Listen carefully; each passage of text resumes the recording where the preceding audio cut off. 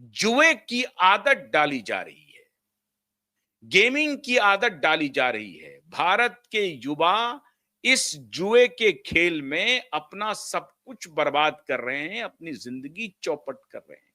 मैं बहुत सारे लोगों को जानता हूं जो इस गेम में उतर करके क्विक मनी कमाने के चक्कर में अपनी जिंदगी को तबाह करने में लगे हुए थे। बहुत सारे बच गए। और इस ऑनलाइन गेमिंग को कहा गया कि नहीं नहीं, ये तो ऑनलाइन है, सॉफ्टवेयर है, ये है, वो है, ये टेक्नोलॉजी इसमें इन्वॉल्व है, ये है जुआ।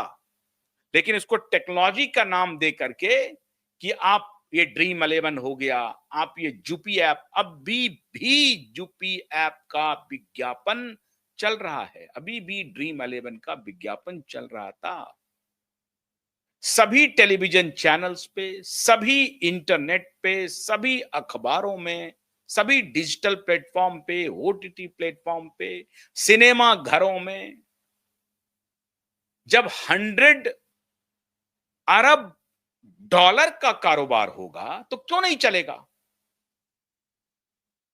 ऑनलाइन गेमिंग, सट्टेबाजी, ड्रग, नकली नोट, नकली हथियार, बार, क्लब, ये सब का एक साथ मिला जुला कॉकटेल है। और इस कॉकटेल से बॉलीवुड चल रहा है। अब ईडी ने पूछताछ की है।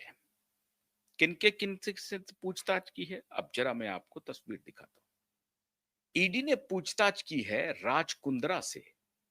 राज कुंद्रा का संबंध इनडायरेक्टली वाया शिल्पा शेट्टी पहुंच जाता है ठाकरे के पास। शिल्पा और ठाकरे में दोस्ताना है, शिल्पा और ठाकरे में। और राज कुंद्रा केवल ऑनलाइन गेमिंग के चक्कर में नहीं है, वो 65 करोड़ रुपए का वारे न्यारे नहीं किया है। राज कुंद्रा के ऊपर इतने गंभीर आरोप हैं। और वो आरोप कहां से चल रहा था? ये जो बाप बेटी की जब सरकार थी ना, दिशा और सुशांत की हत्या के राज के पीछे आज मैं बड़ी ब्रेकिंग दे रहा हूं। ये जो राज कुंद्रा है ना, ये राज कुंद्रा पोर्नोग्राफी वेबसाइट चलाने के लिए मशहूर हैं और सैकड़ों करोड़ का कारोबार हो रहा है। और ये बात इस शिल्पा शेट्टी को मालूम है। लेकिन शिल्पा शेट्टी के एक और चाहने वाले हैं, और वो चाहने वाले रसूखदार हैं, राजनीति के बड़े रसूखदार, राष्ट्र प्रेम, राष्ट्र भाषा, राष्ट्रवादी व्यक्ति होने का ये व्यक्ति दावा कर रहा है। राष्ट्रवादी, देश के बारे में सोचने वाला युवा। ये जो देश के बारे में सोचने वाला युवा है ना, ये माननीय शिल्पा शेट्टी के माध्यम से माननीय राज कुंद्रा के तरफ बरदहस्त है कि तुमको जो कोई भी गलत धंधा करना है करो, करो, कौन छुएगा जब हम यहां बैठे हैं तो।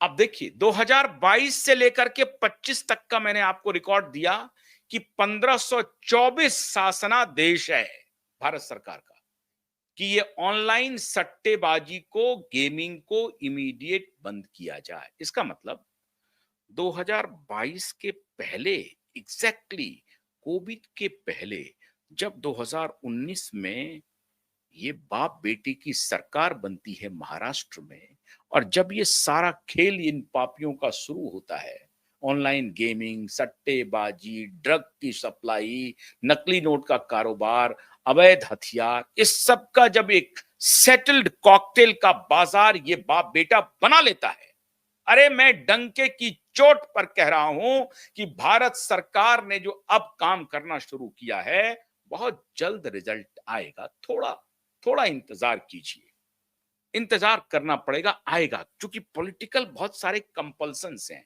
इफ एंड बट्स हैं, और मैं समझता हूं कि नेता कर नहीं पा रहे हैं, ये बात भी सच है। अब मैं अगर होम मिनिस्टर रहता तो 24 घंटे के अंदर सारी बात कर देता, 24 घंटे भी नहीं लगते, लेकिन मैं तो हूं नहीं होम मिनिस्टर, में क्या कर सकता हूं? तो इनको आपको लाना पड़ेगा रास्ते पर। सरकार से यह पूछा जा सकता है कि भाई 1524 शासनादेश जो था आपका, उस पर अमल क्यों नहीं हुआ? क्यों नहीं अमल हुआ, जो अब आप ईडी को इन्वॉल्व कर रहे हैं?